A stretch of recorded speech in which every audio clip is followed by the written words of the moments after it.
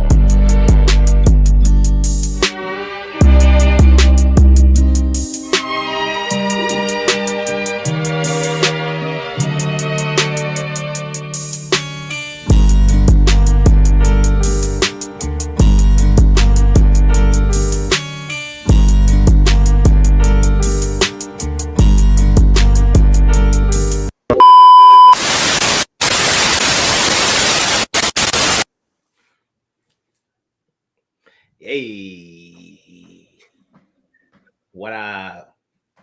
what's going on, everybody? And welcome everyone to the 177th, man, them 70s is rolling through, volume of the Black Guy Wrestling Podcast. Yes, sir. Yeah, the 70s blowing by because I don't know. Maybe it's just because we've been consistent with it. It could be that. It could be that. 160. Well, during the 160s, I was gone for some of them. So Yeah, but I think we only missed like one show when we did it. I think it was only one. I don't know. I remember specifically missing one. It could have been more than one, but I only remember 1 week we didn't do it. It's all good. It's all good. At least we are fast tracking to 200. So we're good. You know what I mean? We're making moves. Coming in first, it is the poetic professor, the poetic historian, your man Scotland Underwood. Coming in second, maybe last. A former champ. It is your ooh. Come on, dog. I've had a rough enough day. Enough day. I hope you didn't think you were gonna come on this shit and make it easy. No, sir. I did. I thought this was gonna be my getaway. Not have to think about something that I'm gonna have to that I was gonna have to pod about 2 days from now. But whatever, that's fine. It is me, solo, Nolo Green, the former champ. You know what I mean? Yes. Want to reiterate that one more time because you mean I'm gonna get it back. Bravado cost you your title because you could have I gave you the opportunity to just pick one. You did. I don't look at it as bravado per se. I look at it as fighting champion. That's put both of them. I did. You know, and I agree. That is both of them. That's rooted. And I meant it. Hey, you can be a fighting champion and rooted in ego at the same time. You absolutely can, but I'm just saying that mine wasn't rooted in ego. I was not all ego. I was not Ethan Page. It just didn't turn out the way that I wanted it to turn out. That's all. That's fair. Hey, shout out to Chaz, man. Chaz got it. Chaz, yeah, I was gonna say I can't get comfy at all. I don't have the title. I'm just gonna hate from the sidelines. Hey, and I'm gonna get it back. And then when I get it back, it's gonna be all good, baby. What we got next is Bad Blood.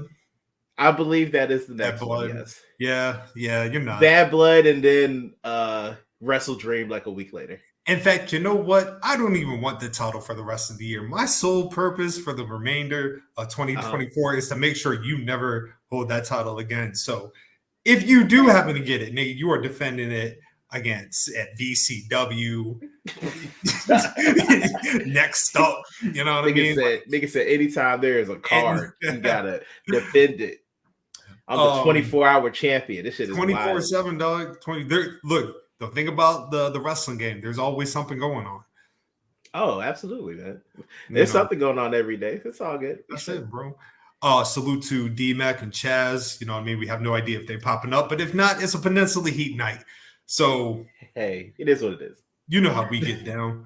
Absolutely. Of course, you can find us Apple Podcasts, Google, Spotify, Podbean, Pandora, of course, here on YouTube. So if you're liking what we're doing, please hit like and subscribe. If you're brand new, please tune in for all the ignorance and fun that we will bestow later on in the episode. We will be having our first commercial. Mm-hmm. Yes, look at us. Yeah, you know what I'm saying? From the great folks over at WWF Legends. So we'll tap in with them a little bit later. But an advertisement. Advertisement, yes. You know what I mean? Peninsula Heat always works. And of course, the shirt of the day, Bam Bam Bigelow. Excellent shirt, by the way, brother. Excellent. Hey, man, it's because of you and Chaz bringing the fire that I was like, you know what? I can't be slacking. I understand, man. I understand. Nothing slight here, man. This is just get on hometown, baby. That's all it is. That's all it is. Hey, look, uptown, man. You know what it is. Let's see. How are you doing, sir? Minus my team being ass, I'm great. Yeah, I'm straight. I can't complain. It's been a pretty good week. Pretty good weekend. That's good. Yeah. I got to get you outside for once. That was nice. I was shocked. Yeah, man. I was proud. I was like, look at my man out here. Hey, at nighttime. At nighttime, dog. During the week. And it was even better. I was like in bed at my usual time. It worked out. We weren't outside that long. I told you we was gonna be good. Barring, I get permission.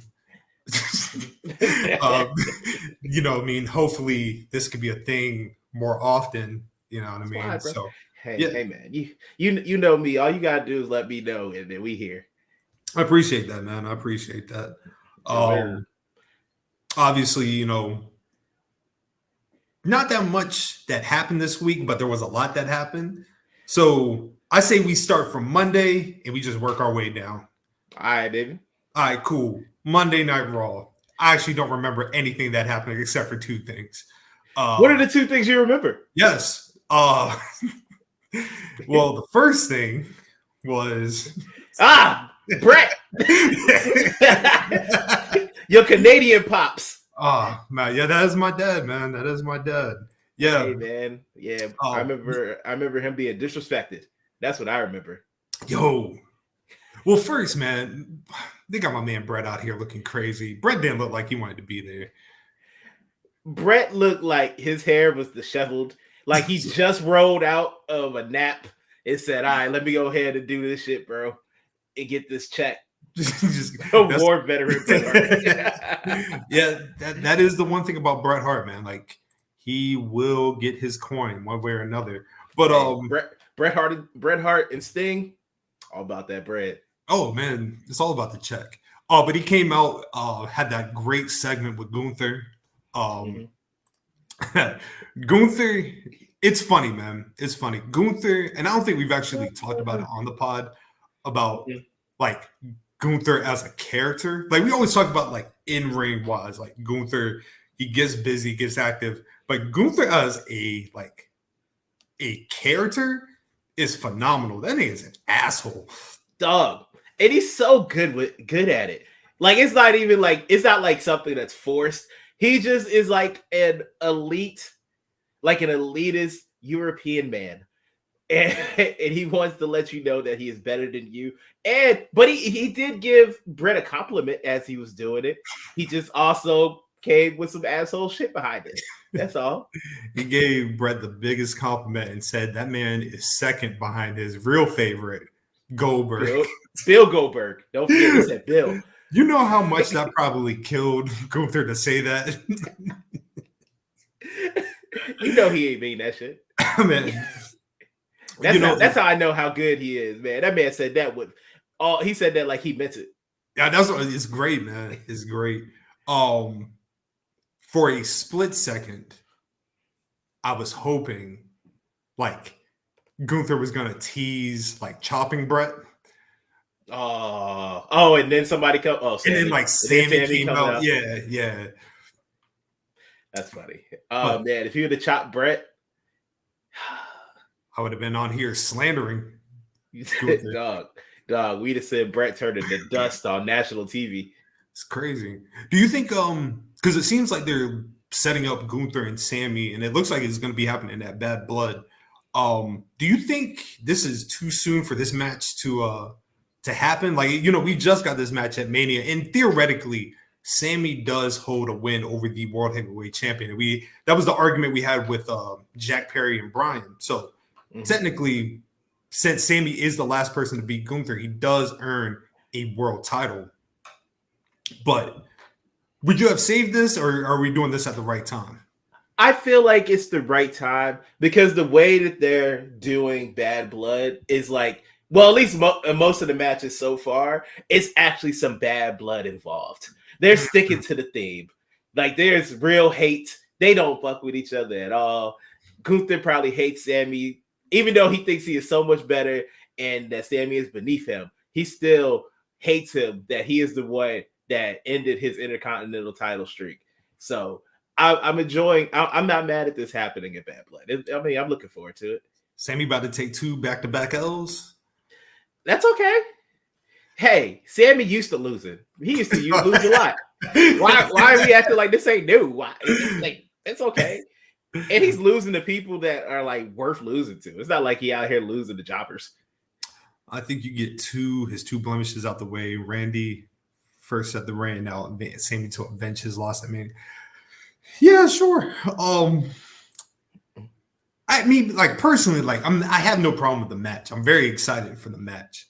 I guess I just look at it in the case like like Sammy.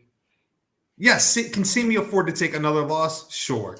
But then you fall into like that pattern, like, will Sami Zayn ever become world champion at any point? Because I could have made the argument like Sammy would be the perfect person to take the title off of Gunther. I mean, it's not like when he beat Gunther last time. He was on a big losing streak then. It's not like he can't build himself back up. Sammy been doing this underdog shit this entire time. This is his last time. Oh, you think this is it? Yeah, after that, Sammy not getting anywhere near that title. Dog, I'm not even saying that out the question. I don't think so.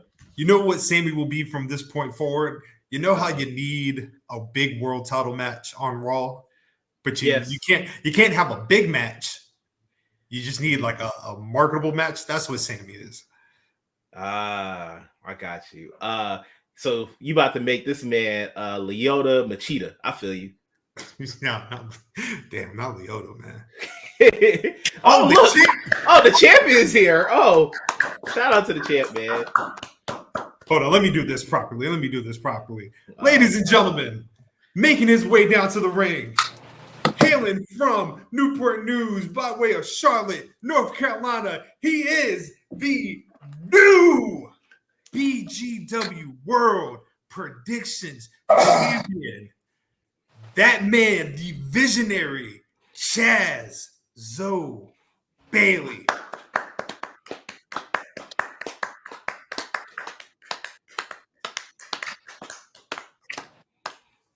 Oh, you ain't shit. Yes, sir. My name is no.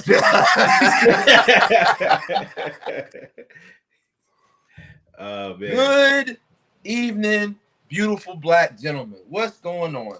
What's up, brother? Man, I can't complain at all, man. Hey, man, that's how they're looking good on your shoulder too, man. Like, looking like a real world champion. You think so? Man, it fits you, bro. It fits you. Hey, man, congratulations, brother. Congratulations. It's all good, man. See you down the line, my friend. Because just like germs, some reason we just can't get rid of you, Nolo. So I won't even. Oh, my bad. You're good, man. Yeah. I was hating. I was hating. It was not hating on Chaz per se. Just that I lost. It's all good. Nothing bad. If I had to lose to anyone, Chaz is the one I would like to lose to. That seems to be a theme amongst all three. I'm like the lesser of the evils, so I'll take that. You were definitely the lesser of the evils. When it comes to the title, bro, we like you. We do. You gotta have one person that's generally, you know what I'm saying, loved. So I'll be that guy. Hey, man, you like Willow. We always want you to. We happy when you win. You'd be like, oh, good. Nolo's like Jack Swagger. You know what I mean? We don't know why he got the title in the first place. Oh, man. It's all good. Scotland, Zack Ryder. It's all good, too. We say it is straight. You said who? Zack Ryder. Oh, yeah. I said Zack Ryder and not who he is. His name. Zack Ryder is the reason why this shit even on social media like that. So thank you. Thank you. I appreciate it. Chaz, man, how are you doing, sir? Life is good, man. Life is good. No complaints on this end. My girl, she visited me last weekend. I was off the pod. You know what I'm saying? So building off that, yeah, man. Things are moving in perpetual order. You know what I'm saying? The pod is growing. You know what I mean? We're doing in Larry June voice, numbers. You know what I'm saying? Numbers. Doing numbers. What we do. So that's a good thing. Vids doing numbers. Hey, that's even though I'm the visionary, that's why you the tribal chief. Because goddamn it, that was a good idea to repost it, even though it wasn't 600. It don't matter. It don't matter. You know what I mean? So shout out to you. We got that Athena retweet. That's all that matters. That's all that matters. That's a dub. You could have been the only one that watched it. I'd have been good. That's what I'm saying. So, hey, shout out to Athena. You know what I mean? Showing us love. The video did numbers yet again. So we moving, man. We moving. We moving in the right area. And we told y'all. So at this point, you know, Wake up, cocksuckers is all over. Damn. Mm. Damn. Man, cooking with it. Okay. I see you talk your shit. Talk your shit, champ. That's what a real babyface promo sounds like. No, it don't. You know, that wasn't babyface at all. That's okay. That was babyface compared to what you do. That was a babyface. Yeah, that was a babyface. Absolute babyface. You mean the absolute best babyface promo in the game? I feel you. So the next topic is Monday Night Raw is gearing up for the Netflix run, but there's that whole 90 days that they wouldn't have been on TV. So they signed on with USA, but what comes with that is Raw is now officially 2 hours until they move over to Netflix. So, gentlemen, how are we feeling about that your 10 o'clock hour on a Monday night will now be free? Oh, man, free to watch football, dog. We good. Hey, man. 2 hours, that's that super, super sweet spot. It ain't too long. It gets to the money. And like it goes by so fast. It's so fast, like before you even know it. Either you can watch football or go to bed. Me, I go to bed. I'm definitely gonna go to bed. I probably got like a couple more hours before I go to bed, but I do go to bed eventually. I feel it. I get it, but at least you have that option now. Now you got to flip back and forth. We're missing none of that. It's just lock in on what you're locking in on. Enjoy yourself. Monday Night Football. Do you think them losing the third hour, like talent will be affected by it? I mean, it will be, but do you care? I mean, I care that they won't be able to highlight as many people, but I feel like with 2 hours, with a good run show, you should be able to get off what you still want to get off. You might have to shorten some things, but nothing should stop you from getting putting spotlights on people that deserve it. I agree, and I feel like just where the state of WWE is at, it's not gonna. Like you said, it will affect some, of course, because more time, more spots you got to fill, but. Nah, man, it's in the steady groove. Whoever's established is going to continue to be. And like you said, now it's just, if anything, it's going to force you to go harder. You know what I mean? Than what you already did, because now I have to get it in within this time frame, or I have to show whatever I'm doing is worth you putting on the clock. You know what I'm saying? So that anything, I just feel like it's going to, continuously motivate. Not like they need it. It seems like there's been very few misses for the product right now, especially with NXT. So. Nah, if anything, I feel like it's gonna make people go harder to be situated for that time frame until they get back to the 3. Yeah, I agree. I think that because it seems like the Netflix, the way that I read it, like it's not been confirmed that Netflix will always be 3 hours. So I guess they have that flexibility. So 1 week it might be 2, 1 week it might be 2 hours and 45. The following week it might be 3. You know what I mean? So I think that's a good thing about them moving to Netflix. Only thing we know, that joint starts at 8. Yeah, that's it. On the dot. On the dot. I mean, you know what I mean? Like they're clearly going through the changes, like this 2 hours thing. Like they're cutting house shows now. It's like WWE is becoming very about their business, you know what I mean? Like way different. You gotta remember, bro, back in the day, the cutting the house show thing, that devil McMahon was having them boys wrestle in Raleigh at 12 o'clock in the afternoon, and then they would make it to Charlotte by 6, and then probably have to get into a plane to the next town. Oh no, they weren't even paying for airfare.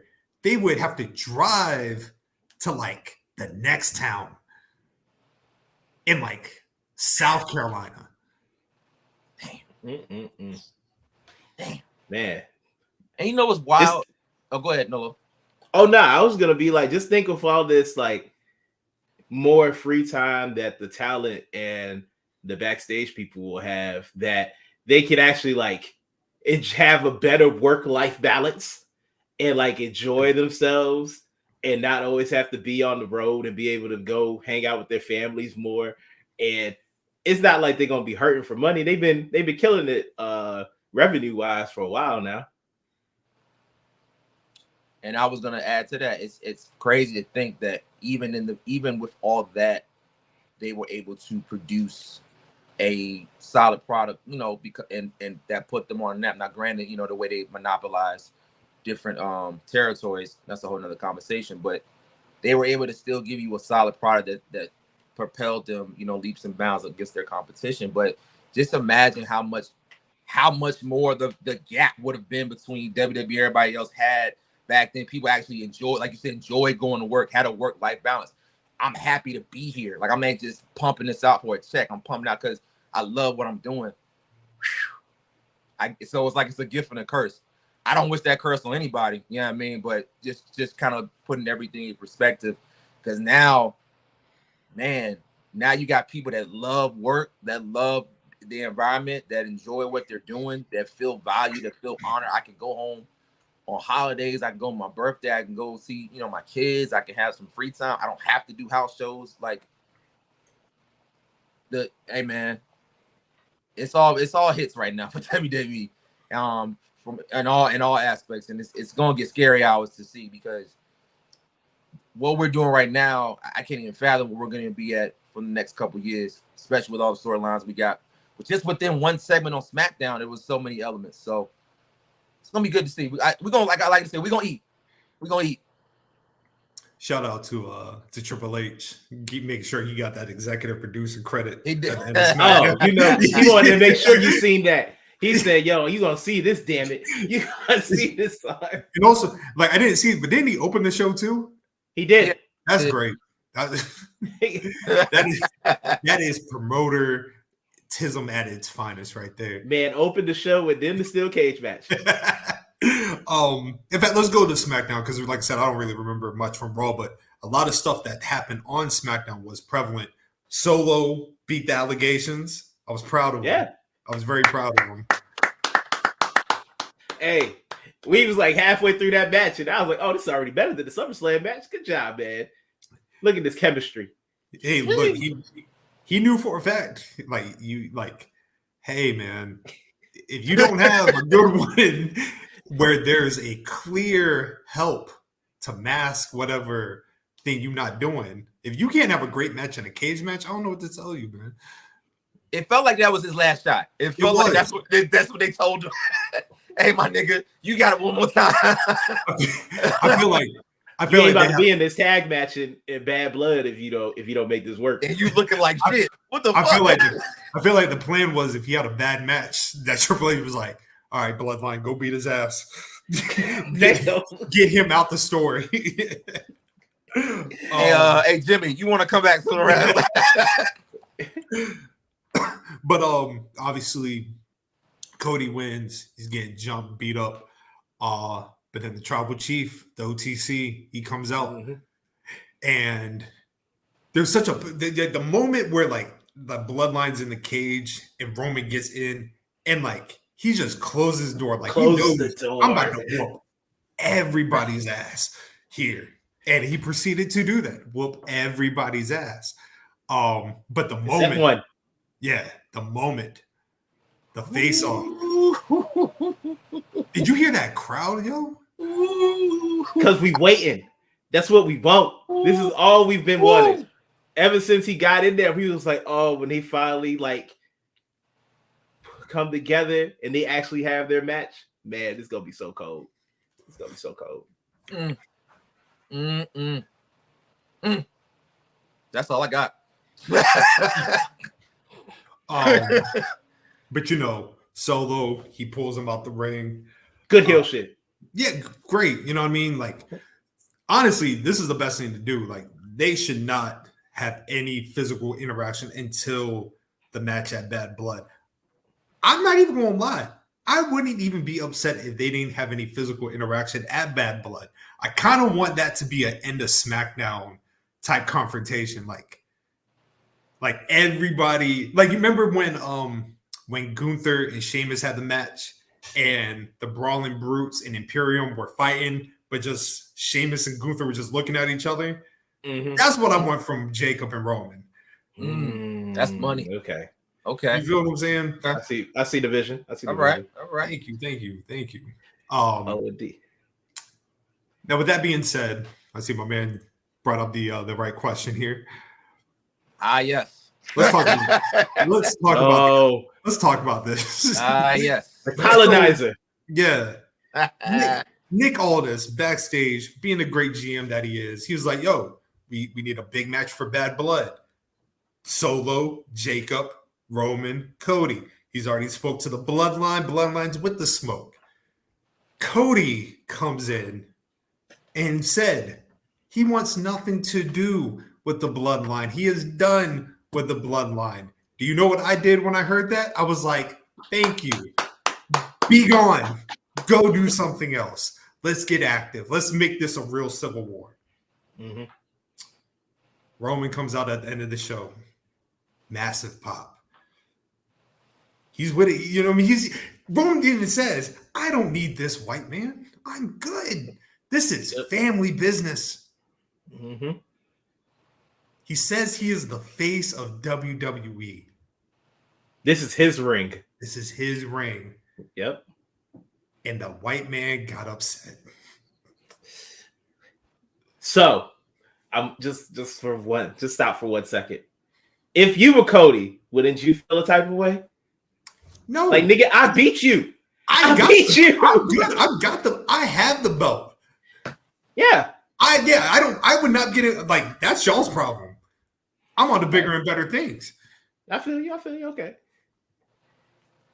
That's just you the biggest champion. You the big champ, and somebody in your ring talking about you. This is their time. This is their ring. If you confident as a champion, it's just white noise. Okay. I get both sides. Yeah, I'm just saying. I get it. I understand why Cody might feel away and be like, "Yo, dog." Oh, so you want him involved?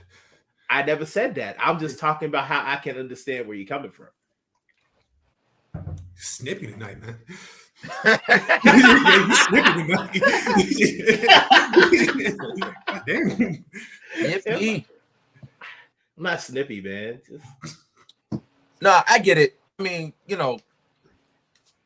for better or for worse, the story involves him regardless if you like it or not, right? But like you said, Nick, you got it, man. You him.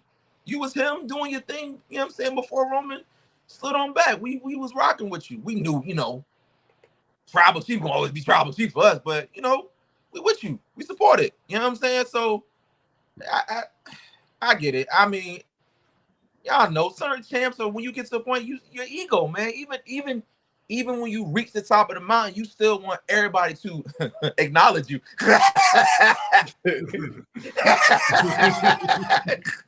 So hey, and if it was Roman, we saw any chance he felt disrespected, he was gonna show up or let it be known. So, not to say it was from playbook, but I get it. But at the same time, we don't need you right now, brother. We'll meet you later. We'll see you later. But hey, that's me. Completely understand. Do you think that they lose at Bad Blood? Absolutely. Okay. And I would have Jacob pin Cody. Sets up exactly. Jacob. Yeah, sets up Jacob and Cody at a later date. Yeah. Mm-hmm. I'll even have it where Solo's telling him, he's like, I want the pin, get the pin. And then Jacob is like, okay. Hit that nice little moonsault. Get the 1, 2, 3. And he just looks at Solo, and Solo's just looking at him like, what the hell? You ain't follow the plan. I'm the tribal chief. Remember you doing all this? So talk about you love me. I was gonna say, would it be more impactful if Jimmy pinned or Jacob pinned Roman? I can see that. I was thinking more Jacob pinning Cody because Cody was already trying to put a little divide in the camp and was talking about trying to give Jacob the title match. So that would already make it so Jacob has to get the title match because he pinned him. That's where I was going from the standpoint of it. Makes sense. What do you think, Chaz? I'm trying to paint the scenarios in my head. Let's see. If you get Roman pinned by Jacob,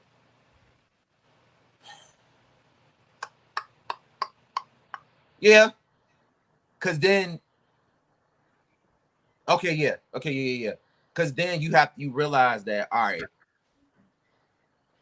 I'm gonna need more than just myself, and as it clearly seen, it's not gonna be with Cody. It's not gonna work. So I have to start to form and put together not just the OG, but a different kind of OG bloodline. So where we have to come in with a different level now, because these are different animals. And Jacob alone is a machine himself. You can't come in with that Laffy Taffy type giggling shit, Jimmy, or know what I mean, or that motherfucking. No, we're gonna keep the Yeet, but the Yeet gotta be more aggressive. We're gonna keep that. But yeah, I feel like if that was to happen, now you're really starting to stamp home. All right, this is a Bloodline Civil War, meaning I got to go get the big dogs, and I got to go get the ones that were here since day one. You know what I mean? But we got to come at a different angle, because these ain't the same animals. This is a whole different ball game, buddy. There is that potential that we do get Hikuleo Mm-hmm. or Jimmy return. So it could go either one of them. It can go in many ways. If this was the old regime, Cody and Roman would be winning the tag team titles this Friday on SmackDown. You know what I'm saying? Like, God almighty. They'd be winning the tag team titles and going into it'll be a tag team title match at Bad Blood. Easily. Good Lord. When do we get the eventual Roman Cody match? Because I'm thinking Rumble would be the perfect match for that. I was thinking Mania. You do a third match. You want to do a third year in a row? I was going to Mania, yeah. And I'll probably be by myself, but yeah, I'm gonna go Mania. Right, if you do it earlier, cool. I mean, I get it. You know what I'm saying? I completely understand, but make this thing wait a little bit longer. Make Roman wait a little bit longer. Make Roman go through the same type of hell you had to, not in the same thing, but do the same arc. The whole down at the bottom, work your way back up. It seems to work, especially if you got the right players involved. Adds more to the mystique and to the lore. Build that motherfucker up all the way to WrestleMania, and you get more times with more shenanigans. You know what I'm saying? More elements. Not just for Roman, but Cody himself. Because not to say you got to pack all these type of matches in one time frame, but you still can do an angle with him and Psycho Randy, where Randy feels slighted. And the only way I'm gonna really get his title back is I gotta go back and I gotta really go listen to voices real quick. I gotta go sit in the dark room. You know what I mean? So you can do that angle.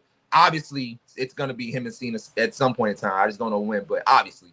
And then while Cody's doing that, Roman's focused on, damn, how do I get this back? Because again, she said day one. That's right.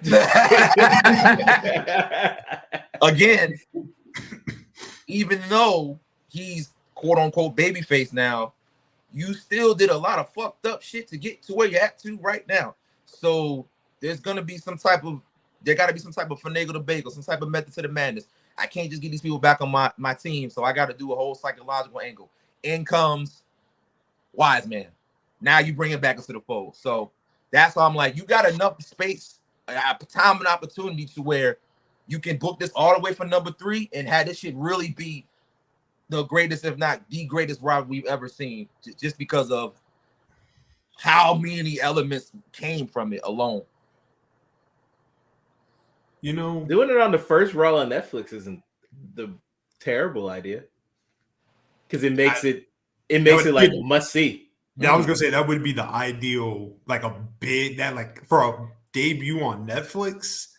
That's as big as a match that you could possibly get. You right about that one. Yeah. I want to say Jar got that one. That was pretty good. But I'm glad this got brought up, right? because Ain't there never was gonna happen. definitely, not to say, it's not going to happen, but there was definitely a shift between how Cody came across at the beginning of the show and when he was in the ring with Roman. For sure. Yeah. Yeah, like he clearly felt like number 2 behind Roman. And I don't know, like you can contribute that to like maybe the crowd was tired. You've already seen Cody earlier in the night, but it just felt that like if the crowd right now was to choose between the two, they're solely on Roman's side. Yeah, absolutely. We used to have, there was a reason we was rooting for Cody. Well, that some people root for Cody. back then. He had a story to fulfill and a story to complete. He's already done that. Now, it's not like we hated Roman or we disliked Roman. We've always loved Roman. So Roman took that nice little long break and came back. He always gonna be number 1 if he's there. So of course Cody gonna feel a type of way every single time because he's gonna feel slighted. He's gonna be like, "Damn, I beat you. I'm number 1 technically, but they still love you more than me." Makes sense. With that angle, that will probably be the only way if they are to do it now that he could go heel-ish with that scenario. They don't have to, but if people's dreams of people seeing it, that would probably be the only way. Which I think we kind of spoke on, maybe positive. Like there has to be some type of extreme element to where you pull that trigger, and there's no one more extreme than Roman still being beloved even without a title. More than you. Look, Cody hitting the crossroads on Roman at the end of Bad Blood. You'd be adding layers. I'm saying. You'd be adding layers. It won't be too far-fetched now. That's what I'm saying. Hey, what if he like turns into one of those heels that really thinks he's not like a bad guy and everything he's justified for? I've been here. It reminds me of somebody. Oh shit. Oh, word? Who?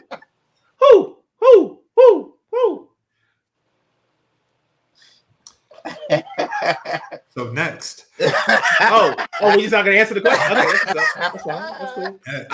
I'll leave that on a cliffhanger. I like it. Next.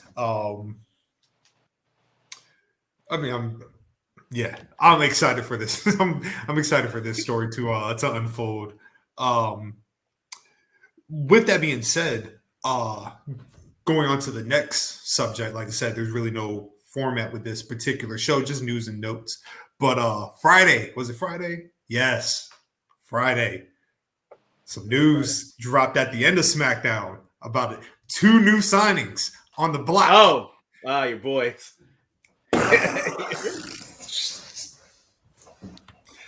Yeah, your boys, man. Your mans. My dogs.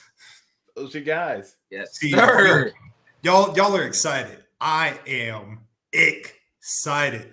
Alex Shelley, Chris Sabin. Now the Motor City Machine Guns are in WWE. And I can't wait because we are about to get them tag team graps. Now, I will say this. Huge fumble from Tony Khan on not locking this down. Woo. Because how do you fumble that? Woo. Woo. Damn, yeah. Oh. Yeah. Well, good, man. Hey, I don't know why Tony Khan didn't lock it down and bring them in, but when one people fumble, someone gets to pick it up and make it happen and make that play. And I'm gonna love them at NXT, man. They bring you already know, like these tag team graps is gonna be incredible with them there. I wonder if not necessarily let's still do that. We can put it on him on his shoulders, but you gotta understand when I'm looking at them, and again, I'm early, but I'm a appreciator of the history. You know what I'm saying? And I can appreciate greatness. I've been able to go back and watch tape and understand how impactful they were and see how dope they are together and separate with TNA. You know what I'm saying? So I'm fully aware of what they bring to the table. I wonder if it was a pocket to where them going to the AEW meaning they were going to have to lower their spotlight, i.e. lowering themselves to either FTR or Young Bucks again. Not saying that it was, but you don't bring a team like that in and just be like, all right, we're going to put you, you know what I'm saying, on the show, but just have you doing, you know what I'm saying, no disrespect, Collision and Rampage. Like, this is a well-established tag team. This is the top 10, top 5, however you want to look at them. This is, they do numbers. They move. You know what I mean? So I maybe that was where they just didn't like the creative. You know what I'm saying? I don't know, because I'm like you. I just don't know how you look at them and be like, we're good. Huh? What do you mean? What do you mean we good? So we talking about true like veterans here, like seasoned veterans. That's goddamn right. That's goddamn right. I'm not gonna argue. No, man, like, you know what I mean? The NXT thing is perfect. And this is why I hated this whole conversation that took place about their age, that they're 40 years old and what they're doing in NXT. Number one, right? People forget Alex Shelley has a whole career outside of professional wrestling. Like, he does physical therapy. You know what I mean? Like, oh, you mean career? That's a career. Oh, like, Alex Shelley, he stopped wrestling for a while so he can get that bag, right? Okay. Number two, right? The best, in my opinion, best tag team in the world right now, Nathan Frazier and Axel. Like, that's a match that you want to see. That's a match that people have been clamoring for. And if you're stocking up the debut edition of the CW, and you already got Roxanne and Julia, you're probably going to have the Shea Butter Babies up there with the cocoa butter beauties. You know what I mean? Potential. So Trick and Ethan. Yeah, whatever. Damn, bro. But then if you add the machine guns against Frazier and Axel, and you open the show that way, bro, like, you're good. And then on top of that, you have two of the most brilliant minds in the game to help a young talent that they have in the performance center. It seems like them becoming coaches is a real possibility as well. So why would you not want the both of them? And I'm saying this as that's my favorite tag team. I want to see them on the main roster. I want to see them at a Mania. I want to see them like on Raw and SmackDown.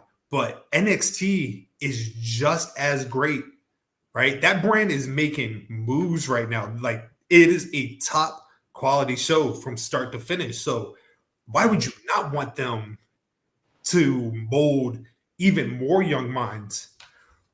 I guess people just looked at the age and was like, come on, man, what we doing? We losing recipes, man. Y'all make it seem like age. You know what I'm saying? Like, it's just the worst thing. Like, and like you just said, if you have been watching for a while now and just looking at the news and reading the tea leaves, they're building NXT to be the third brand. Yes, it is development. Yes, it is what, you know, where you hone your skills and get better. But NXT product is great, and it's very little misses, and it's compelling storylines from the top of the card all the way to the bottom. And that's how you know you got something good. And Nick, you always make this point. I'm sorry, Scott, you always made a point. He was doing so well. I got it. I'm gonna get it. I promise you I'm gonna get it. You always made this point. When you have a product where you could potentially put anyone in a certain spot and it makes sense, it doesn't look like, oh, why you put them there? Like, that's when you know you got some in your hands. That's what NXT is right now. There's so many layers of elements of characters that are doing their thing at one point in time, and it seems like whatever idea is being thrown out there, they're knocking it out the park.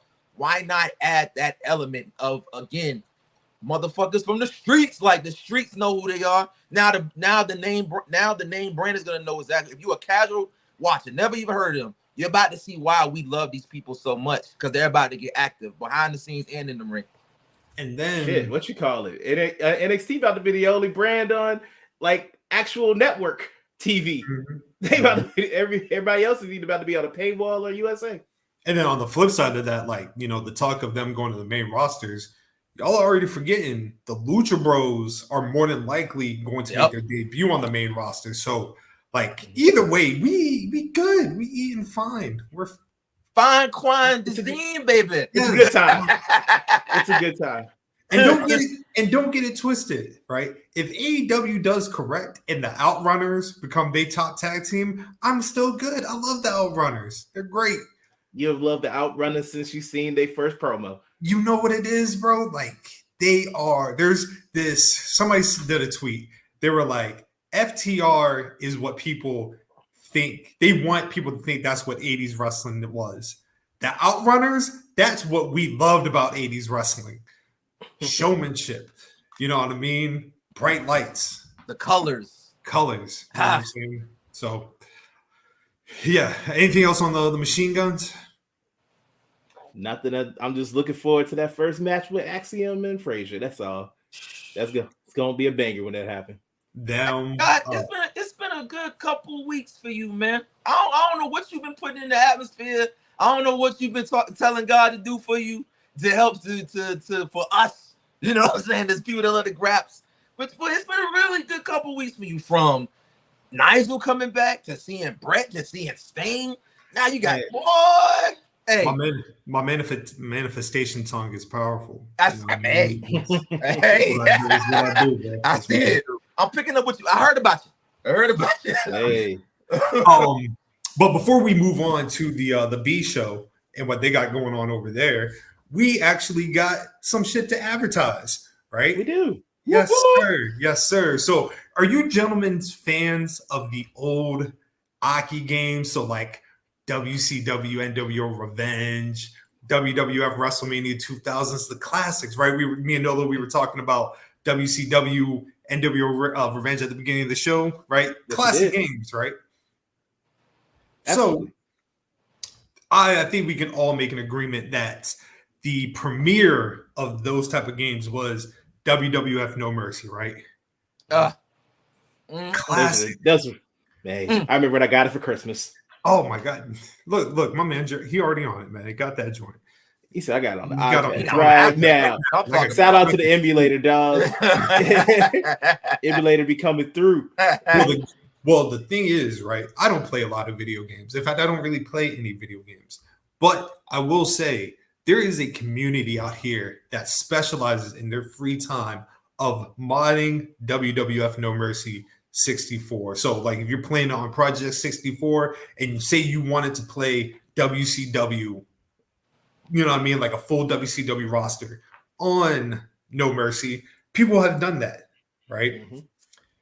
But what I'm about to talk about, like, it's not even a mod at that point. Calling it a mod would be disrespectful, right? We got a little commercial for y'all. WWF Legends Challengers 64, right? As we play this, we'll talk about it a little bit after that, but here, we'll be back after these messages. WrestleFest on the arcade? It's not WrestleMania on the NES! It's not No Mercy on the N64! It's just a gunshot away from those fine retro games on Project 64! Retextured, remodeled, right on your home PC! I'm aboard! But watch your step! It's the all-new WWF Legends Challenge 64!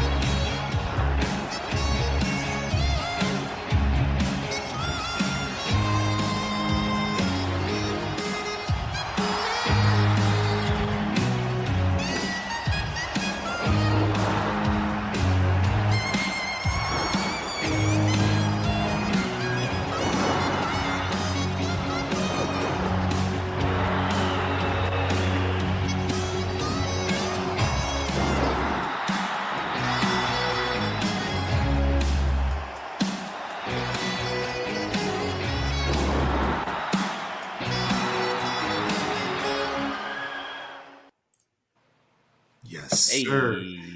First, right? That shit looked fire. Takes me back, man. And looks just like it. Yeah, and here's the thing of like, hey, yes, you know what I mean? Yeah, we up.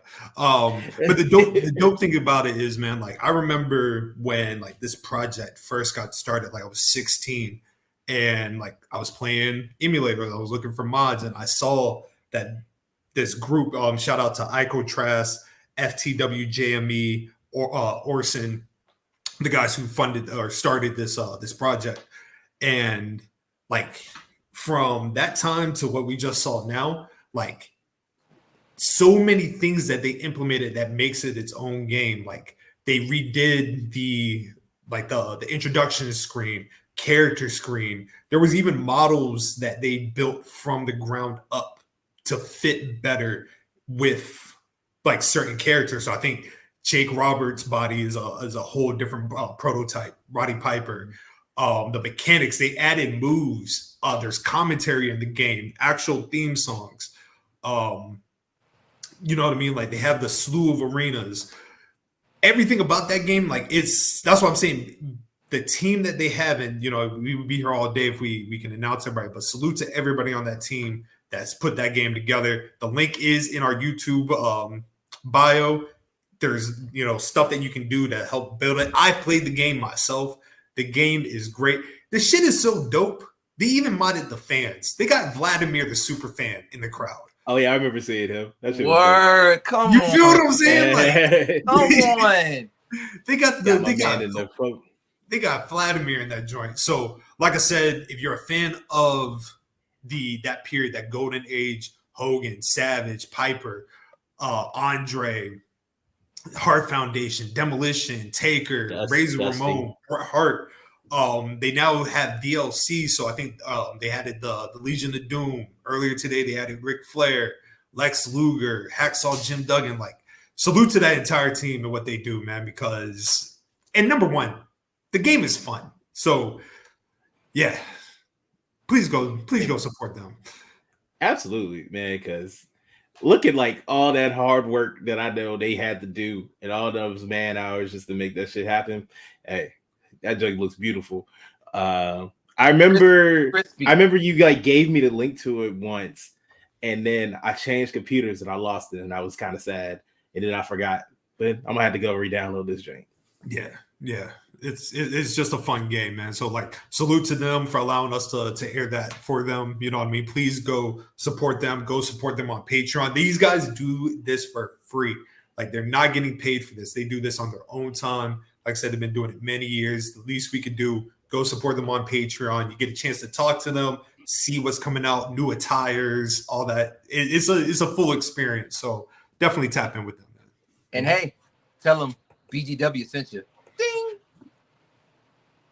Yes, sir. Now on to the B show that for one day will become the A show in my eyes, because gentlemen. I was waiting on it. We was out when this happened, right? Yes. We was outside. And my man, I ain't never seen my man light up in the car. He was so excited. He was so happy when Nigel came out there and did his promo. That shit was cold.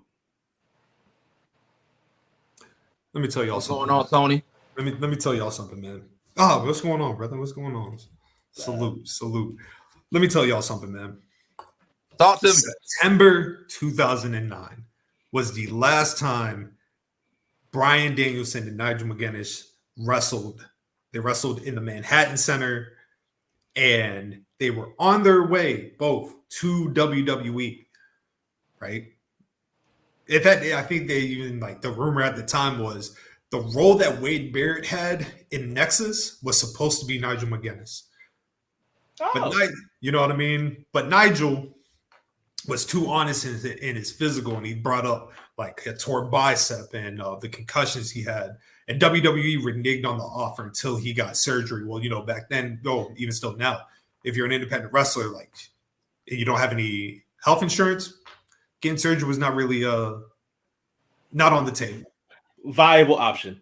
But then Nigel went to TNA, had some classics with Kurt Angle. Bryan obviously did what he did, but Nigel contacted, I believe it was hepatitis B, and that was the end of his in-ring career. And we saw where Bryan went to, the links. But have y'all ever seen the Last of McGuiness documentary? I plan on it. I have not seen it yet. No, my time off this, so that's going to be a priority. I highly encourage y'all to watch that because it is definitely one of the saddest wrestling documentaries you will see, because this shit was, like I've told y'all before, at one point, Nigel McGuinness, in my eyes, was the best wrestler in the world. And we talk often about like big time rivalries and a particular star having the need to have that one rival that defies their entire career. And I was thinking about it when I was walking this morning. Bryan Danielson does not have that. And before everybody looks at me crazy, because I know somebody is like, what are you talking about? Bryan Danielson never had like that career defining rivalry in WWE, in ROH. Tremendous matches. But the person that defies Bryan Danielson has been Nigel McGuinness. The person that compliments Nigel McGuinness is Bryan Danielson. There is a reason why, since Nigel McGuinness has been in AEW, he has taken shots at Bryan Danielson, right? Talking cash shit, right? Y'all weren't there, man, for the fucking PTSD that that Bryan was giving Nigel McGuinness in their matches. Beautiful, beautiful violence. I've forever said ROH unified, Ring of Honor World Title, Ring of Honor Pure Title. That match is the greatest match to ever take place in this industry. And then we this past, we're getting it. We are finally getting it, man. We are finally getting 2024. 2024, man. It's been 15 years since the two of them have stepped in the ring. For me, as a fan of both guys, like I said, I hold both men in high regard. I love Nigel McGuinness. I'm so happy to see Nigel McGuinness back on the to have that moment at Wembley Stadium. But this is what this has all been built up for, right? I don't give a damn what storyline purpose we got to do to get here. I don't care. I don't care Ain't if no Darby. Who cares? Yeah, I don't care if Darby lost his leg. You know what I mean? He got manipulated. I don't care about none of that, bro. Come on, man. This is like one of those type of matches. Like, if I was to start checking off the things I can see so I can finally retire from wrestling and I can go in the sunset, this is one of those, to see this match. And I'm just very excited to see how they what's going to be to come from it. My man looked up flights to New York. he was serious about it. I don't blame him. He was ready. And then we saw what the prices were. And then we said that'll bring you back to reality real quick. Wednesday night we'll have to do. And that's fine. That is okay, bro. But I was not in the gym at this time of them getting it on back in those days at ROH. I barely even knew what ROH was at the time. Luckily, I have Scotland as a friend who is well versed in the subject and is giving me. I have seen the amazing match that he was speaking of that he puts as the best wrestling match ever. He has shown me their rivalry and everything that's been going on, because when I saw Nigel McGuinness on NXT, I knew him from TNA, and that was about it. Then Scotland schooled me, let me know what was going on.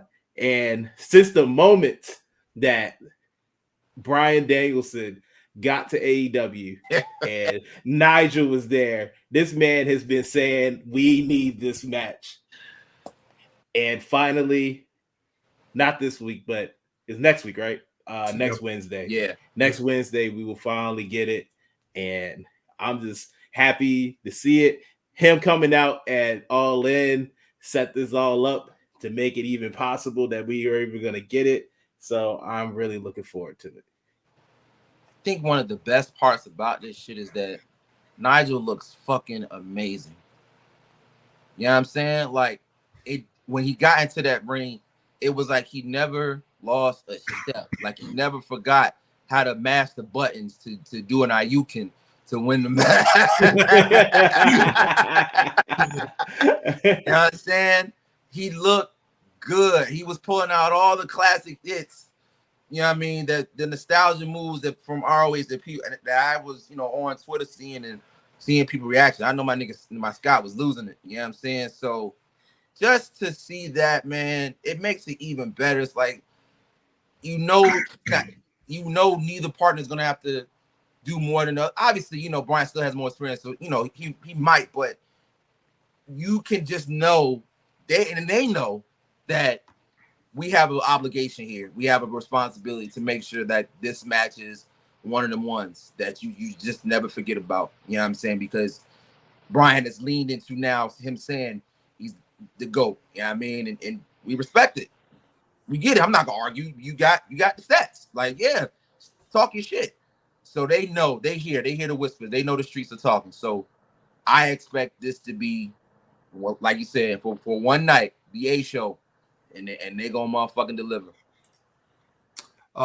Legit question: will you be satisfied with the results of the match, regardless, or do you need a certain ending to be happy with it, bro? I'm just happy we are here. That's all. I don't care what the match is. If I could make an ending, I would love if this is the start of a second run for Nigel McGuinness, and I would if we could, I would have him beat Bryan, because then it would set up, because this is not for the title, it would set up a third, the final, to me, the final match. If this is the final match they ever have, I am perfectly happy. But I would love just the idea that Nigel would be given an opportunity to have a second chance to end his career the way he wants to end his career. You can if Edge can do it, Nigel can do it. Shawn Michaels. You know what I mean? It's just I'm just very happy that Nigel's getting this opportunity. I mean, you could tell when he was doing his promo, this shit means something to him. It means something to him, damn it. This is some big shit. My man looked so hyped up to say what he was about to say, and bro, look at him. Look at him. Look at that. Look at him. That man is ready. You can see the veins. You can see his skin turning, the shirt color. You can, come on, bro. Yeah. Look, when that bell rings and they just facing each other, the crowd is gonna be at a fever pitch. So they're gonna do the same thing like they did when Bryan and Kenny did it. I was about to say, shit. I already know I'm gonna be standing up. Right at the TV, let's go, let's get it. It's time, baby. Yeah, man. So salute to Nigel. Also, Darby and Mox are gonna have a match, which I'm looking forward to. I'm pretty sure they'll bring it. For some reason, Hook's up there wrestling Roderick Strong. I'm hoping Roderick Strong destroys him. I also hope for that. Yeah, absolutely, yes.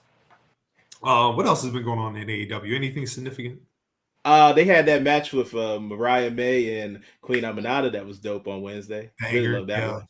Banger. Hope they run that back. They got on Wednesday. It is it's a tag team match, but I'm trying to remember who the damn teams are. I know it's Mariah May and Queen Aminata, but I forgot who their partners are. But they are running it on Wednesday, huh? Is there a Stardom wrestler that's in that tag match? Yeah. Oh, the adorable one, Yuka. Yes. Yuka. Yeah. Yes. That's who it is. Bye. Bye. Hey, yo, I downloaded that meme so fast. Oh man, that thing was dope. Shout out to Queen Aminata. Go ahead, Nolo. Oh, no. Go ahead. We talk about Queen. Go for it. Oh yeah. Shout out to Queen Aminata, man. She's there's not enough things we can't say, but we've already hyped her up. She's ready. We see she's ready. So let's hope. It's hard to connect hope and dreams with AEW sometimes, man. And y'all have successfully killed one of my dreams. Oh, you mean that nonsense with the tag team the battle royal you had? Come on, dog. That wasn't even a pipe dream. That was a glimmer. I believed in you, man. I believed in you. I didn't believe in him. It is cool. Anyway, I'm not because I'm gonna get upset. She's ready, and she's ready for the spotlight. So let's hope and pray that it's sooner rather than later because she has it all. There's not too many misses in her bag. Not at all. I agree with Corey. What my man Corey said. Oh, yeah, absolutely. She can have his belt. She can have the belt I got here, man. Shit, have her beat Bryan. Fuck it. Numbers. Will and Fletcher did win the gauntlet, so they will wrestle the Young Bucks. They will. I'm gonna respectfully probably not watch, but you know. I mean, I'm gonna watch. More than likely, young Little Will is gonna turn on him because I'm pretty sure that's what they're setting this up for. Why though? Why so soon? I mean, I just figured it's something to do at Grand Slam, and then they'll have their match at Wrestle Dream for the international title. That's just how I see it. I mean, I could be totally wrong and off base, but that's just how I looked at it. Because he's already with Don Callis. Don Callis already halfway don't like Will. He always because he doesn't listen to him and the things that he wants to do. And he did a favor. This is his favor to him that they even did the tag team for the match. So I think this is just going to be Don's chance to turn on him that he's been waiting on. So when do you do the Ricochet match? What's after Wrestle Dream? Full Gear.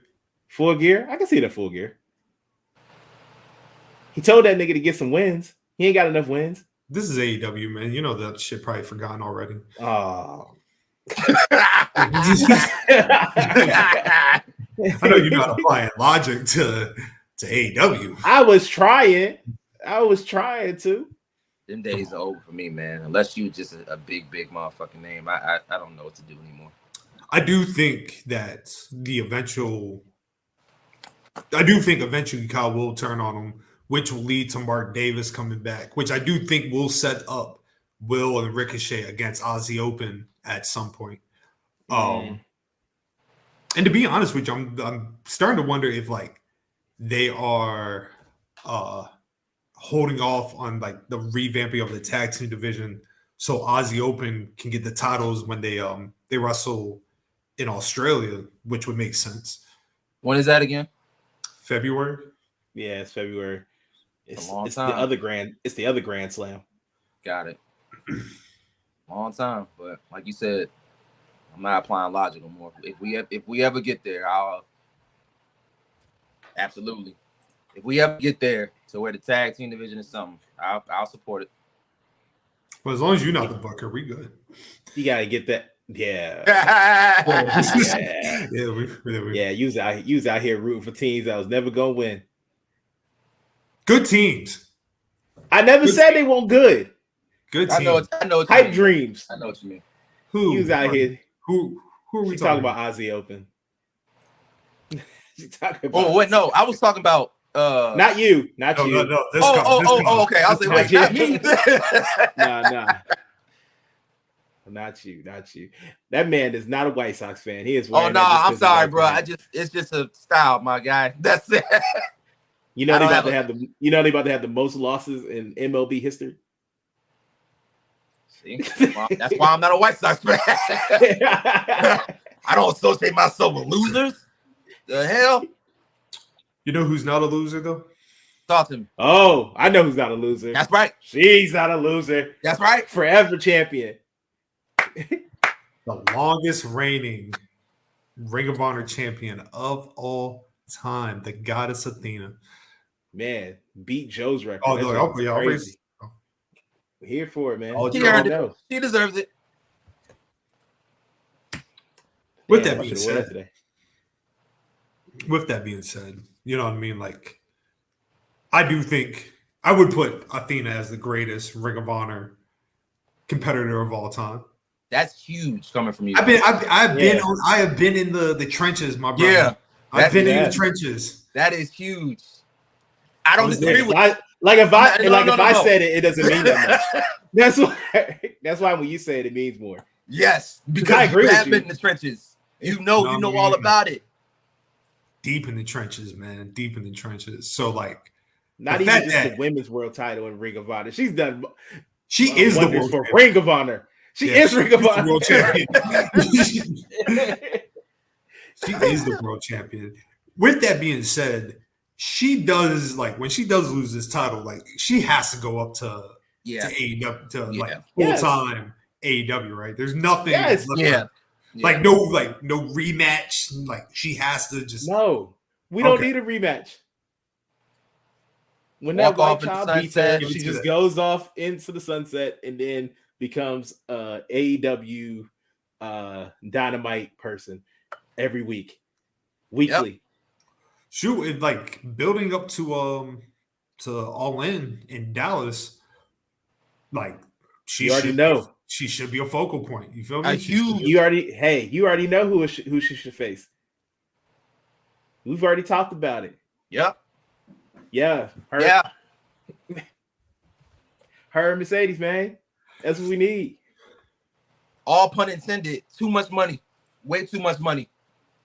That's breaking the bank. Why isn't our Rampage an ROH show? Honestly, I'm kind of shocked that it isn't at this point. Especially if you just call it AEW Ring of Honor. Yeah. You're hitting the quota. Yeah. Yeah. I think I saw a statistic like since Athena's been champion, she has not made one Dynamite like defense. I don't think like on Dynamite. Nah, she's been on Battle of the Belts. That's the only thing she's been on. And that's not really anything. I said I agreed with you. I was just saying the only thing she's been on is Battle of the Belts. All right, nigga, calm down. Oh. Hey, man, you gotta stop making it out like some angry black man. Relax, bro. It's a good time. You're not DMac. Wait a minute, I'm gonna light another instant. Let's reset. Coming at me crazy. Hey, man, I don't understand why you be thinking it's aggressive. I was just trying to say it. Shout out to DMac, by the way. All right. I'll see him Tuesday.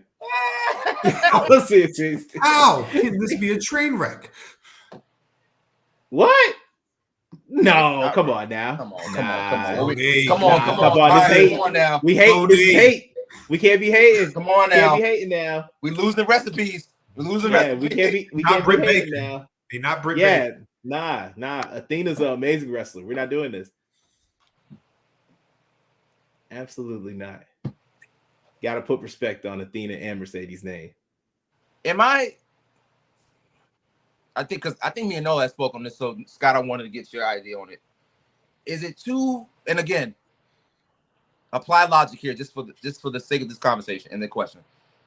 Is it too far-fetched to say that if Tony wanted to, and the powers that be wanted to, that they could easily make ROH combined with, let's say, let's do on Rampage for it. Let's just say Rampage. To easily, they can make that into the quote-unquote developmental brand like an NXT. The only reason I say that is because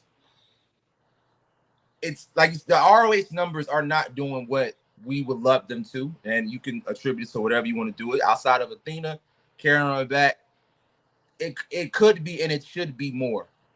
To where my idea is like, all right, if we not necessarily lower expectation, but let's kind of restructure this to make this to where this is the developmental space, but it still has the cachet of what, not an NXT, but just saying, you know what ROH is, and you know who owns it, and you know the players that are here because they are AEW. Is it too far-fetched that if they really wanted to, they really were committed to about pushing the culture forward, putting a bettering product to make that ROH brand like an NXT type thing? Absolutely. And like, you know, that's something I can't wait to, like, we actually, when we do the basement and we can deep dive deeper in like the matches and the structure and everything like that, like fixing this version of ROH is not, it's not difficult. Right.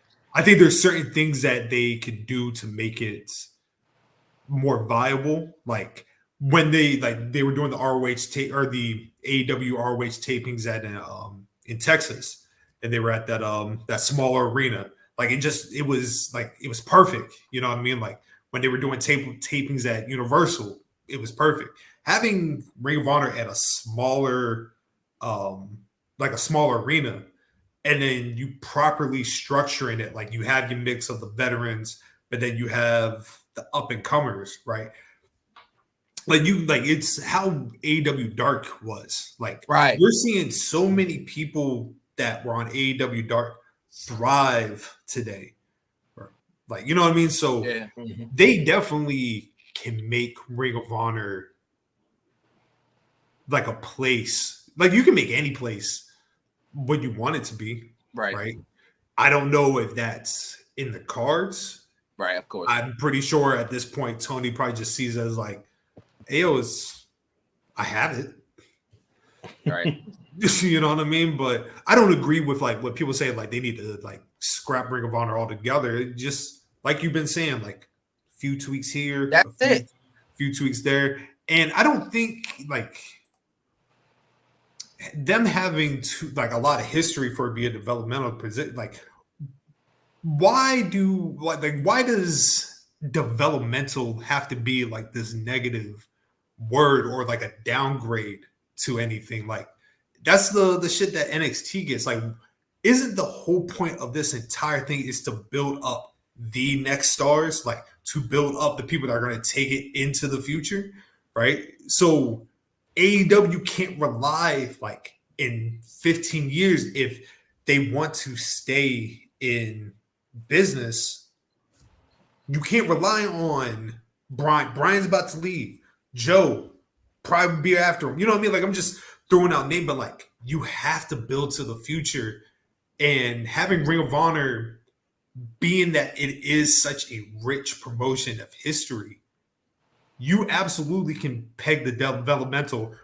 Ring of Honor brought you Joe, Punk, the Briscoes, AJ, Amazing Red, Roderick Strong, Adam Cole, Kyle O'Reilly. You know what I mean? That's just like off the top of my head. The promotion that brought you this, we're bringing you the future.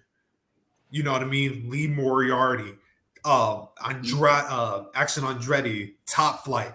Shit, you throw Private Party in there. Like, you know what I mean? Like, it can be whatever it wants, and then you're still building even younger talent. So that's just me. That's just how I look at it.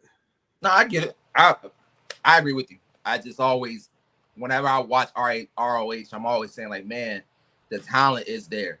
Like the elements are there. They're right there. There's stuff there that people still to this day, like you said, if you're a casual fan, you really don't know anything about it. But it just kind of, I know I need to stop applying logic, but it's frustrating because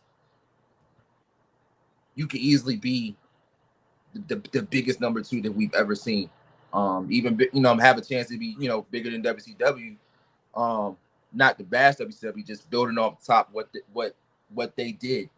But again, let me get my hopes up, man. I just need to stop. I just need to accept it. And nothing's wrong with dreaming. I need to accept and protect my peace. That's what I need to do. So that's what I'm gonna start doing. Just protect my peace. And if whatever happens, if we ever get there, then we can celebrate. I like this brother Tony Hayes, man. I like the reason why I just wish that Tony Khan didn't own Ring of Honor, and he fucking ruined it. And the fact that you brought up Truth Martini is fucking hilarious. Because Truth Martini, like, he was the face of Ring of Honor. And then he fucking ruined it. And the fact that you brought up Tony Khan, and he fucking ruined it. And the fact that you brought up Truth Martini is fucking hilarious. because that was during the dark days of Ring of Honor. I was about to say that was a wrestler. Yeah. The House of the Book of Truth. I remember that. Was there in the trenches. Wicked times. Oh, okay. Wicked times. Just two more things, and then we can bounce out of here. The PWI 500 dropped this past week. It did. And I'm gonna break down just the top 10, and we're gonna talk about it. All right.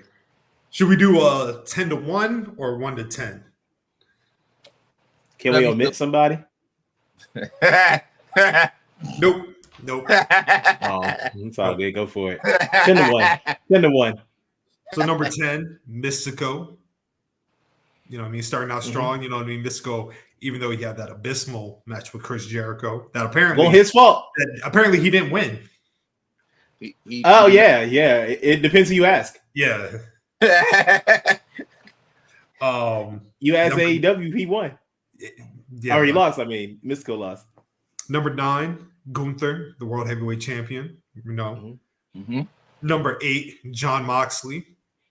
Mm-hmm. Number 7, MJF. Number 6, Damian Priest. We're good. We're good. This is where it goes downhill. Number 5 is fucking comical. Tetsuya Naito is number 5. Out of 500 wrestlers.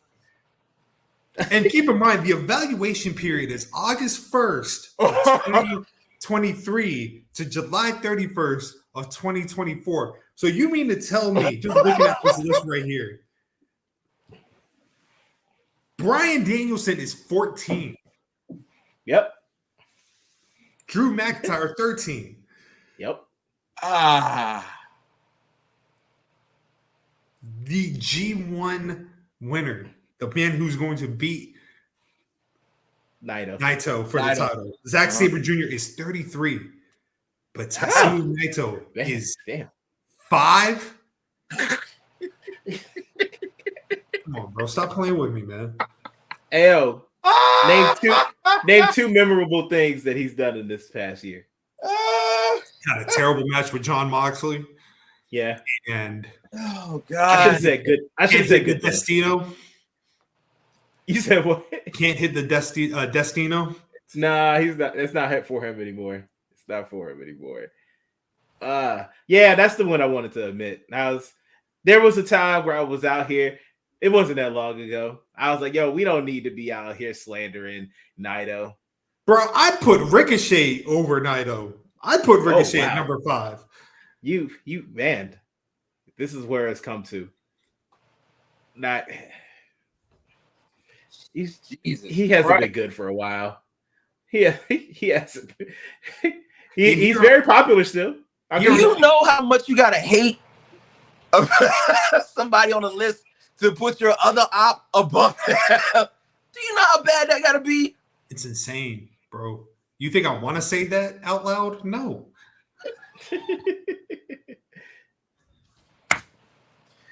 Number 4, Seth freaking Rollins. Number 3, Big Bill Will Ospreay. Mm-hmm. Yep. Number 2, Swerve Strickland. Yep. And number 1, Colonizer Cody.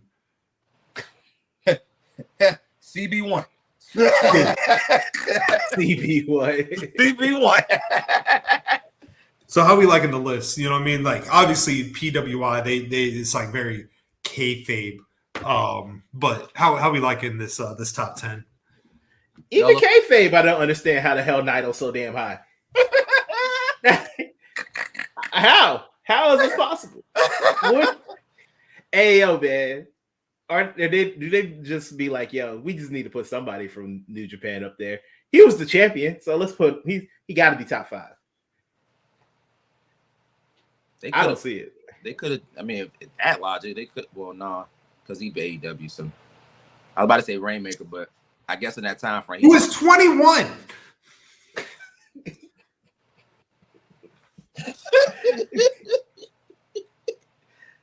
Where would you put Naito? Woo! So where would you put Naito if you were to do it?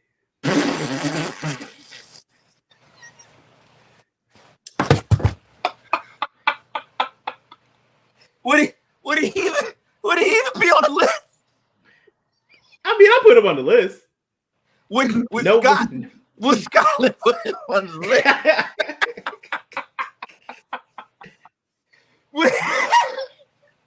Number 500 is a gentleman by the name of Memes. I'm sorry, what's his name? Memes. Like memes? Memes. MEMES. Okay. Then there's 501, and that's where I would put this nigga the fuck out of here, man. What? Oh God. Oh man. My man. This is really what I wanted. This is why I wanted to talk about it. I just wanted to slander Naito.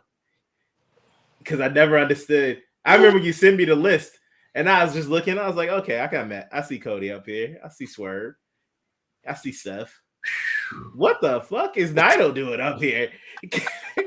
What has he done?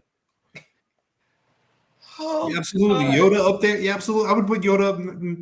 He's one of the somebody that can put on a good match. Oh my God. He should be running LIJ personally. He should. God. In fact, I can't wait until the day after Zack Sabre Jr. beats him at King of Pro Wrestling, so we can just slander Naito. I'd recommend you watch Japanese wrestling except for Naito. Because it's really good. So because you like to put wrestlers out the pasture. You enjoy doing that when it's their time. You know what I mean? And I can honor and respect that, because you don't just say those things.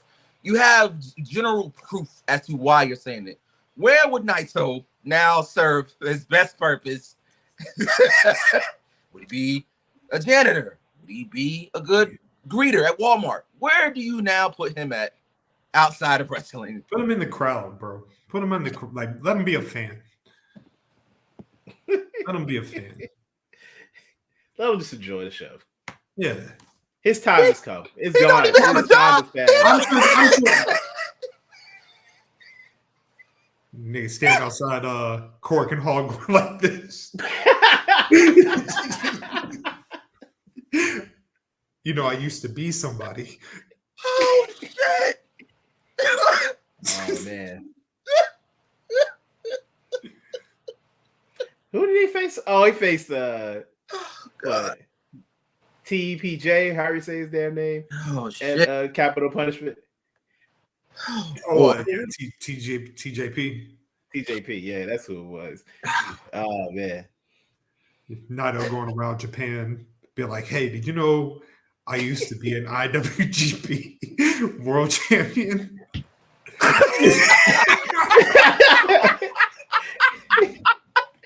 I used to be somebody. He does that for the emphasis. Like, brother, if you don't back the fuck up, I don't know who the fuck you be walking around with your friends around the corner and somebody stops you. You're like, hey, yo, just to give you a heads up, there's crazy nigga in the corner.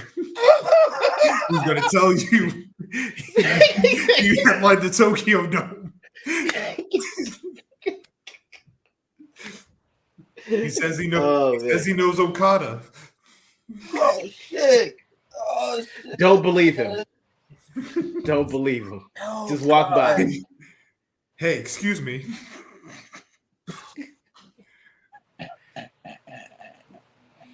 Damn. When was the last time you actually liked a Naito match? Oh boy. When did AEW form? 6 years ago. 6 years ago. That sounds about right. Oh man. Boy. Damn, that's racist. Damn, that's racist. Hey man, don't come back here. Yeah, Tony, come on. Yeah, you could be having a good time. Don't come on, bro. Come on, man. We was having a good time. You ain't got to say the racist shit. Bro. We ain't on that pocket, brother. No, thank you. Nah. We was having a good time slandering Naito, and you ought to be racist. That's fucked up. Hey.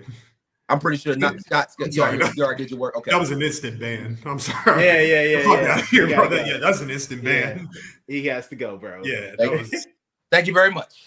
I didn't even know you could do that. That's good. Shout out. I was waiting on. I was hoping, but yeah, we don't bring that type of comments. Nah, man. We don't do that here.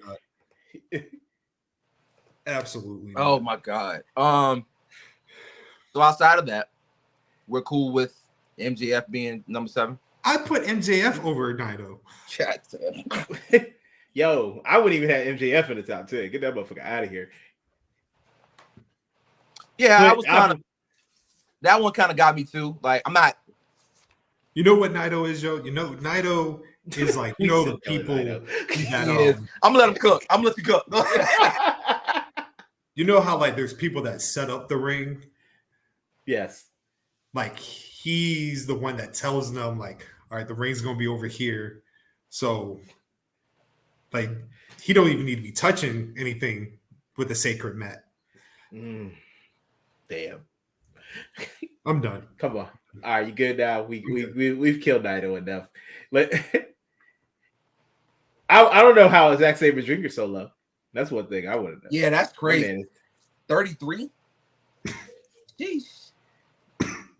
But that's why I don't. You know, we're all on the same page. I just don't lose sleep over it. But yeah, outside of Naito and then me looking at MJF at 7, I was okay. I was cool with the 10. Swerve cool at number 2. Man, for the sake of wrestling, I'm fine with it. I was about to be like, hey man, honestly, if Swerve was number 1, I would have had no qualms with that. Absolutely none. What if he has earned number 1? Yeah, if he was number 1, I would have had no problem with that. I'd have got it. It's good to see that. Did they do the women yet? Nah, usually that's around October. Okay. And it's good to see that Swerve actually likes his placement on the list. I know. Look at him. There's no complaints with this one. Well, he ain't got no problem with this one. Yeah, it's all good. It's all good, baby. It's all good with that one. Now you like lists, nigga. Now you like lists.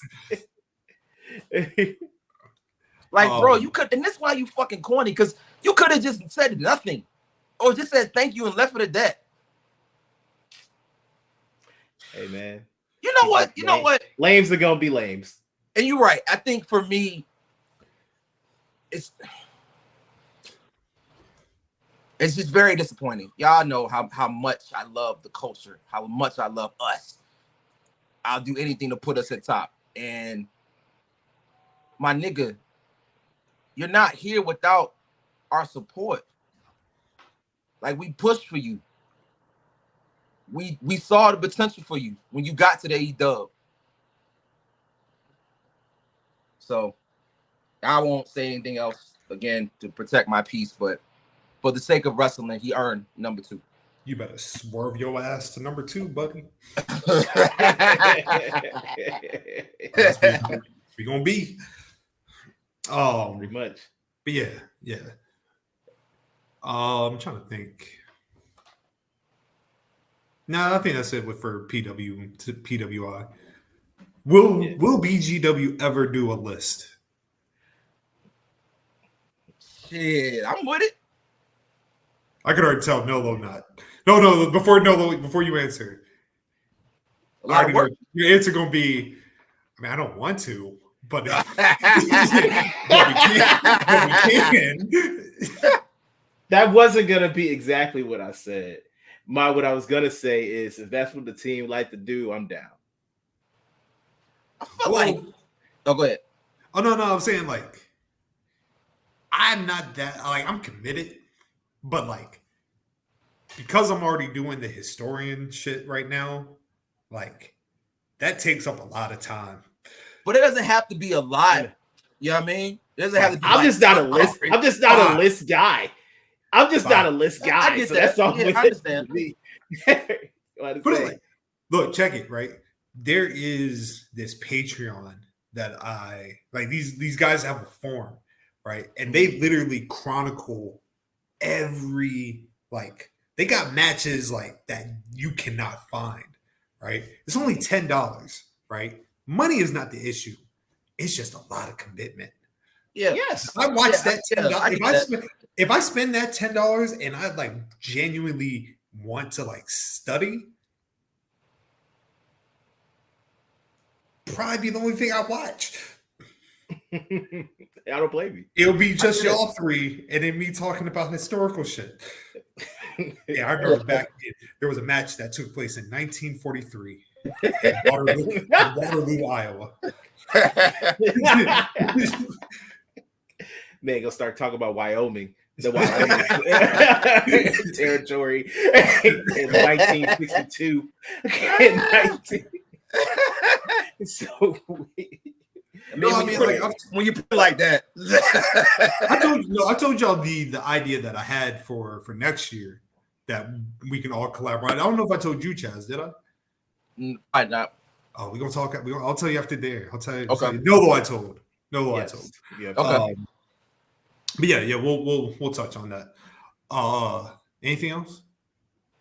Oh, I thought you said there was one more thing. Oh, the SmackDown, the new SmackDown theme. Oh, okay. Speaking of racist behavior, Full of it. Let's talk about it. Hating on black women. Good God. Because that's all it was. That's all it was. Let me preface this by saying, been studying the game for a long time, right?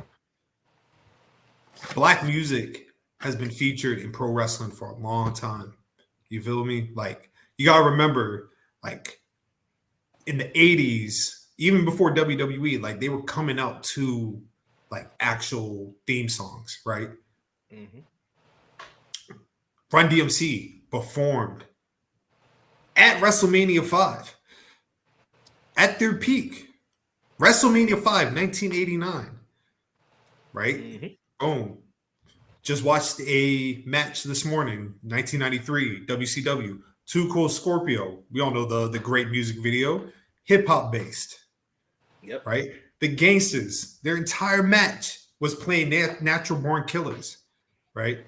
Fast forward. Classic. Incredible. Master P, No Limit Soldiers.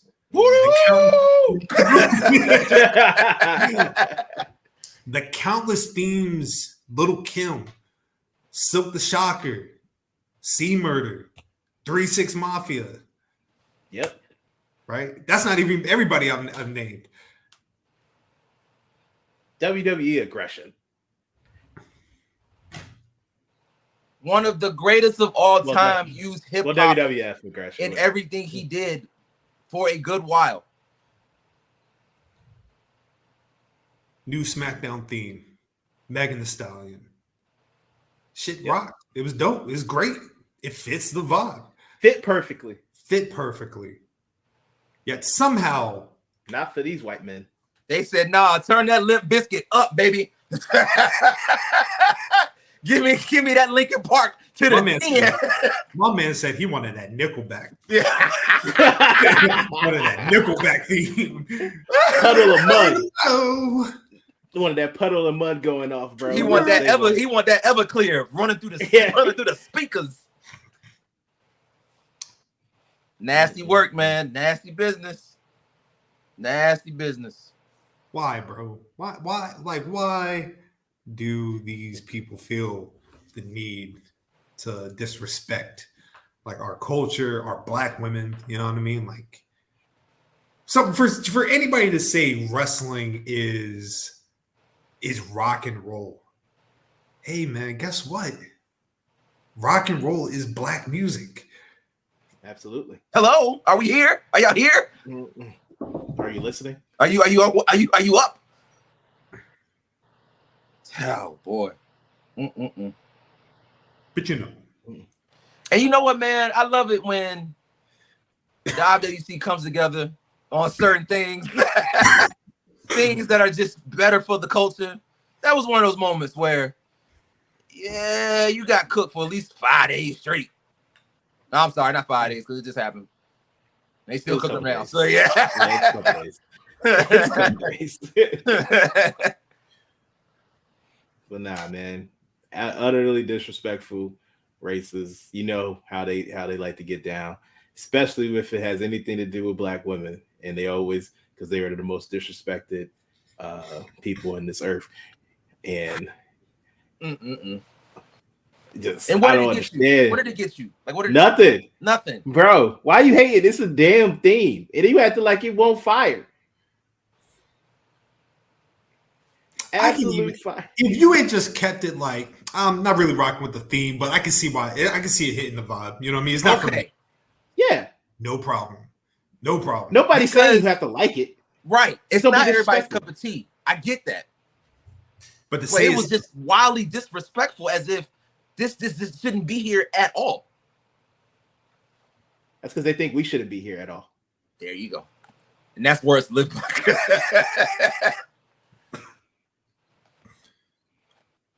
Meg, we love your theme.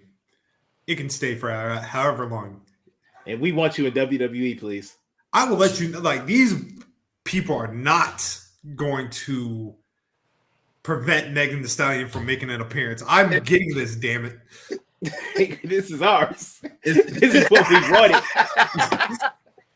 Ever since we saw them, her and Bianca take that picture and roll it loud, we said this needs to happen.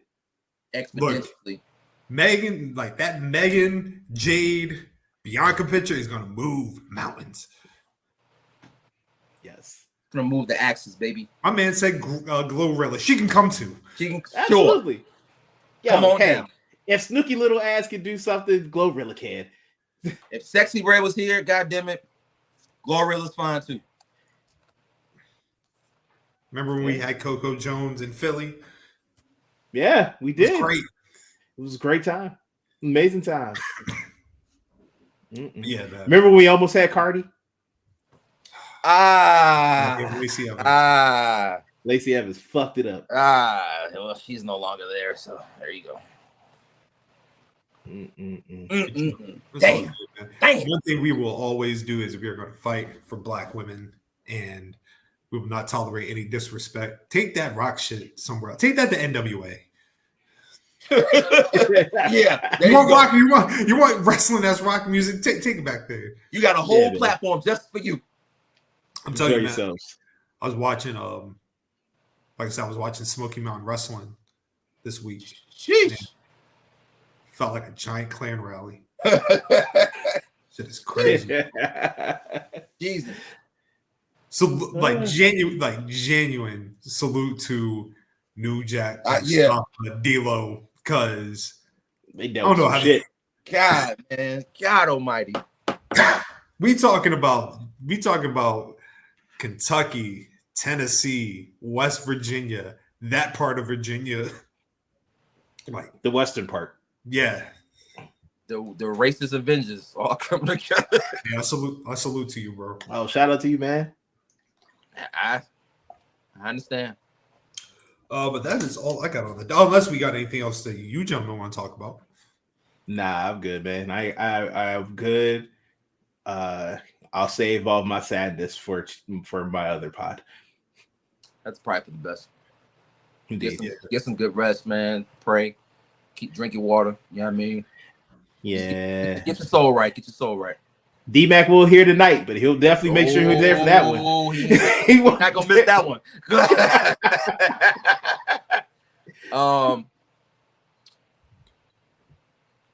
Beautiful graps took place. Fantastic. Yes. Thank you. Damn good. Loved it. The visionary. Thank you. My favorite one, probably the best one. You know, and I wasn't expecting like the numbers I do like on the mixtapes out the gate, and I understand that you got to build it, and people have a short attention span, and so I'm okay with that. But it still did numbers regardless. I loved it, y'all loved it, so that was probably the most important thing to me, no matter if it did 800 views or 10 views. So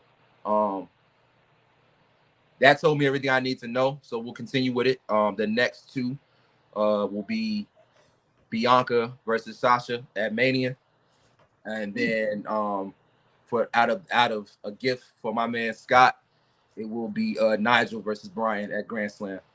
And nice. Yeah, so that'll be number 3. And yeah, man, try to give y'all a quick brief story in 3 minutes or less, and take y'all on a quick ride, Black Luxury style. You already You do a know. damn good job of it, brother. For myself, like I said, I've been taking the wrestling historian stuff real serious because, like I said, there's not that many Black wrestling historians, and a lot of the historians that are in place, they very much gatekeep, and it's very like their way of professional wrestling. I want to introduce a new way of watching old wrestling. Like there was a comment Dave Meltzer made earlier this week about how he went back and watched like matches that he gave like 4.5 or 5 stars. And he said that they were now like 3.5 stars to today's standards. And as a wrestling fan, just like I said, me just like going back, it was a very insulting thing to say because like it's those matches that created like classic memories. There's a reason why they're great matches. By saying that, you're discouraging people from going back and watching those type of matches. So if I can do my part to introduce people to Graps without it being like this chore, obviously you'll find what you like. But because of this, like I said, I'm getting back into my writing because I do want this to carry forward. I want to pave a new way to being a wrestling historian. So, yeah. I like it. Iron sharpens Hey, iron. man, you going to make that shit happen, bro. Absolutely. Thank you. Absolutely. I like the mission. It's a beautiful one. Thank you, sir. What's that? Yeah, Dave was well. Yeah, Gerard. Oh, yeah, Dave ain't shit, bro. Dave was well. Hey, man. I gave a 5-star rating before his bitch ass did. So and that's all we cared about. That's all we care about around here, buddy. The Nolo green leaf scale. That's right. Well, gentlemen, unless we got anything else, any house business, Nolo, go ahead and plug until the final whistle. When what's the key things that we can expect to hear this upcoming Wednesday? Week 2 just happened. Well, it's happening now because you still got tonight's game and tomorrow's game. A lot of interesting things happened this week. A lot of some teams that we didn't expect to be 0-2 or 0-2, such as like the Ravens. We gotta talk about, huh? They lost to the Raiders. Yeah, they lost to the Raiders. Yeah, they lost to the Raiders. We got what people will probably find enjoyable when DMac gets to go on his soapbox of celebration and be like the Saints going to the Super Bowl because that was one of his Super Bowl picks. And I can't say that they don't look too bad, man. They look pretty damn good after these first 2 weeks. 2-0. Yeah, 2-0. Vikings 2-0. Couldn't tell you I would have seen that one happening either. But yeah, it's gonna be a fun time. You also get to hear the Sadness Achievers, to which I am looking forward to because he's sadder than I am. And I love it when someone else is sad. So, misery loves company, baby. Hey, you know it, baby. It'll drop on Wednesday, and yeah, man, looking forward to it. You can find me at PoeticScotland on Twitter, Scotland_Underwood on Instagram, and I think that's also the YouTube one. So yes, please go follow. You can find me at Raleoftheleaf on Twitter and Instagram. Follow the 2 pod pages on the same platforms at bgwpod. You can find me matching up Tupac and Bret the Hitman Hart sometime down the line. But other than that, you can find me Twitter, my man Zoe, and IG Chaz OB. Yes, and go follow DMac at DMacTardy, all his platforms. Or don't. No, you'll follow DMac on whatever football got going on. Keep that on that. Yeah. That was good though. That was pretty good. Thank you.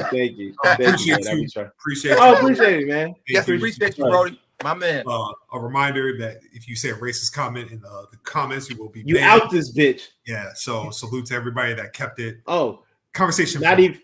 Not even just racist. If you sexist, xenophobic, homophobic, all them phobic shits. You out of here. But yes, Shout out to the team over at WWF Legends Challenge 64. Please go follow them. Please go download their game. Thank you for bringing BGW 177 to the good folks tonight. So salute to them. Unless we got anything else, gentlemen, we are out. Peace out to my world. At the end of the day, they got a fucking end. they got an end. Yes, sir. Yep.